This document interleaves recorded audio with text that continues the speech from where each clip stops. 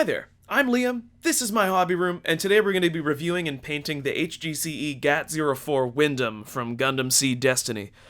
This kit was made with the fine build system like the HGCE Maganok and the Leo, which make for a more simplified build. However, that doesn't mean it's not full of potential. In fact, I hope we get more fine build kits in the future. It's a perfect system for making mobile suits with a relatively low price point while remaining well detailed and well articulated.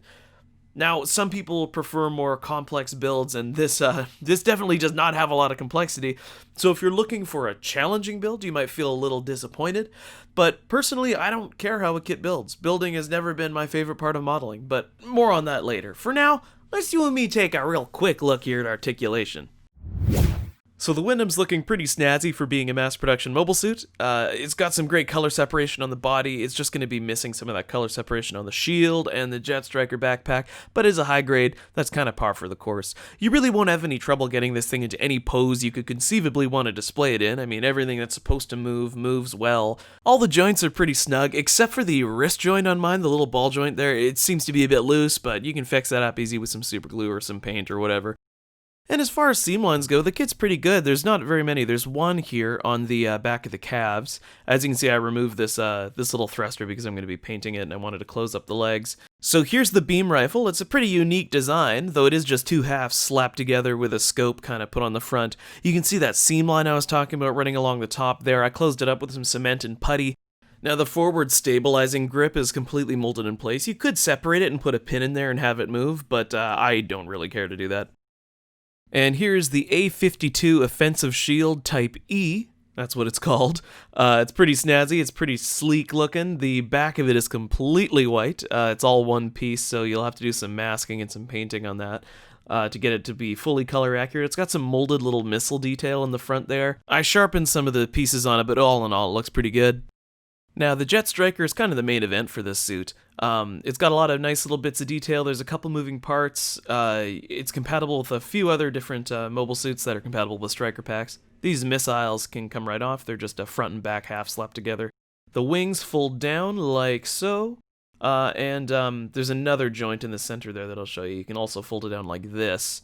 But if you were to fold the wings back, they'd just be giving your mobile suit a little hug. Just a little hug from your backpack. And it just fits onto the back of the Windam like this. Get ready to watch some low-impact customization. I'm going to attach this old Noir striker pack onto the back of the Windam here, and then I want to paint it up like the Strike Noir Gundam, have it in the kind of black, red, gray colors. And the result is a conceivable custom that could exist in the Cosmic Era universe. Striker packs in Gundam Seed were mass-produced anyways for a variety of different mobile suits. And now I'm going to do a quick breakdown of the colors I'm going to use for this custom paint job. So I've gone ahead and picked out some of my lacquer paints here. These are the two grays I'm going to be using for the main body, and I'll mix some of the values to get different tones to use for some of the other grays on the mobile suit. I'm going to be priming it in black, and then I'll work up from there. So to highlight, I will use this LP27 German gray to kind of add some extra tone to the black, so it's not just flat and kind of dead, because a lot of times I find black, pure black, to be kind of boring on a custom. It kind of deadens it. And the yellows I'm going to be using in a similar way, similar to the grays. I'm going to kind of mix and match them to work up from a darker tone to a lighter tone. So this will be the highlight here, this Gundam color yellow. For the reds, we've got Gundam color red, and then I will highlight it with a bit of neon red as well. Let's get painting.